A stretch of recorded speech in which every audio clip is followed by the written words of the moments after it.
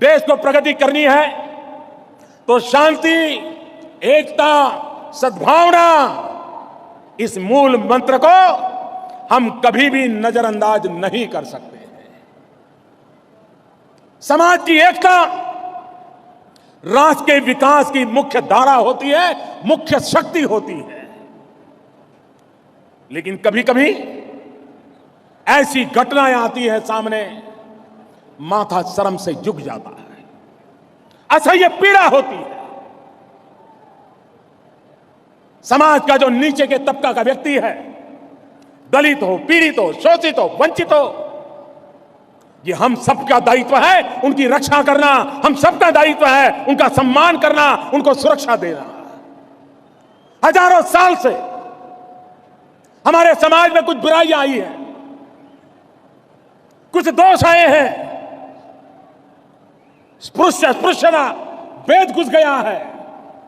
रामानुजाचार्य से लेकर के महात्मा गांधी तक सभी महापुरुषों ने ये समाज के अंदर जो बुराइयां हैं, कमियां हैं, उसके खिलाफ लड़ाई लड़ी है। लेकिन यह बात मानना पड़ेगा कि आजादी के 70 साल के बाद भी हमारे समाज में अभी भी कुछ कमियां हैं, कुछ बुराइयां हैं, और वो कहीं ना कहीं विकृत रूप लेकर के बाहर निकलती है। ये मानवता के खिलाफ गुनाह है। क्या कारण है कि हम हमारे दलित भाइयों को प्रताड़ित करें? क्या हक मिला है हमको? क्या देश में समाज के इन वर्गों को जो सदियों से झेलते आए हैं, क्या अब भी उनको झेलने के लिए मजबूर किया जाएगा? लेकिन भाइयों बहनों, समाज की एकता हमारी प्राथमिकता होनी चाहिए। भाषा के आधार पर, जाति के आधार पर, संप्रदाय के आधार पर, ऊंच नीच के आधार पर, स्पृश्य के आधार पर समाज को बांटने नहीं दिया जाएगा और नहीं बांटने दिया जाना चाहिए। कोई शास्त्र इसकी अनुमति नहीं देता है। अरे हम वो लोग जो वसुधैव कुटुंबकम की बातें करते हैं, पूरे विश्व को एक परिवार की बातें करते हैं, और अपने ही दलित भाई को अपना नहीं बना सकते।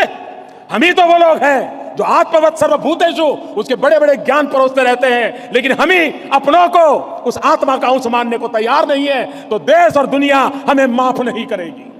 लेकिन भाइयों बहनों, मैं जानता हूं यह समस्या सामाजिक है, समाज के अंदर आई हुई बुराइयों का परिणाम है, और सदियों से यह हमारे जहन में घुस गया है।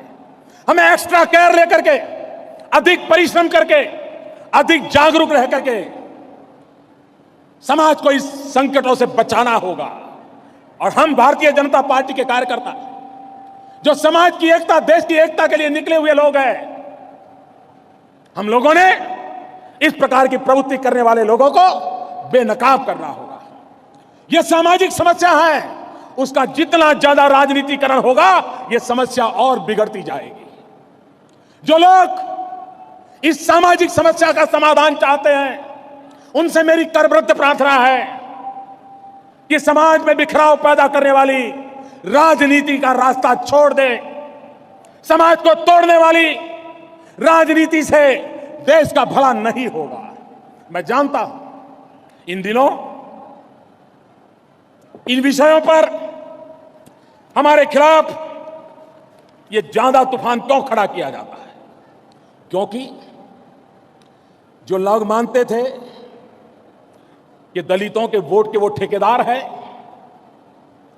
दलित समाज उनके कब्जे में है, पिछले 2 साल के हमारे कार्यकाल ने एक के बाद एक हमने जो कदम उठाए, उससे उनको लगा कि दलित समाज के पास भारतीय जनता पार्टी की सच्ची बातें अगर पहुंचेगी, भारतीय जनता पार्टी की सरकार, एनडीए की सरकार, मोदी सरकार जो काम कर रही है, ये बातें अगर दलितों को गले उतर गई तो फिर आने वाले 50 साल तक इस पार्टी को कोई हटा नहीं पाएगा और हमारी ये तोड़ने वाली राजनीति बंद हो जाएगी।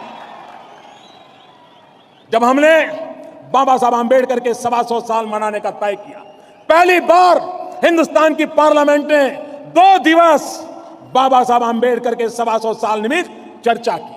जब बाबा साहब आंबेडकर की जन्म जयंती मना रहे थे, 125 साल निमित्त पहली बार यूनाइटेड नेशन में बाबा साहब आंबेडकर की जन्म जयंती मनाई गई। पहली बार दुनिया के 102 देशों में बाबा साहब आंबेडकर की जन्म जयंती मनाई गई। ये लोग बौखला गए। 70 साल तक उनको तो नहीं सूझा कि भारत के इस महापुरुष को, विश्व मानव को विश्व के सामने रखना चाहिए। अभी मैं अमेरिका गया था। यूएस कांग्रेस में मुझे भाषण देने का अवसर मिला। पहली बार अमेरिकन कांग्रेस के सामने, अमेरिका के गणमान्य नेताओं के सामने मैं हिंदुस्तान के जिन महापुरुषों को याद किया, उसमें स्वामी विवेकानंद को याद किया, महात्मा गांधी को याद किया, तो बाबा साहब आंबेडकर को याद किया था। बाबा साहब आंबेडकर के प्रति हमारा